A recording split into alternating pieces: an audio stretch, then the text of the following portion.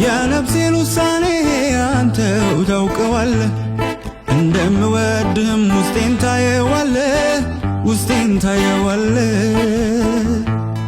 ከልጅነት ወራት ጀምሮ አውቅሃለሁ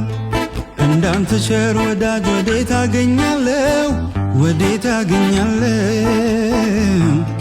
ጌታ ሆይ ጨርቅህን ይዤ እማጸናለሁ አንተ ወዴት ከቶ ሄዳለሁ ደጃፍ ብኖር ተጥዬ ክብሬ ነው ለኔ ተስፋዬ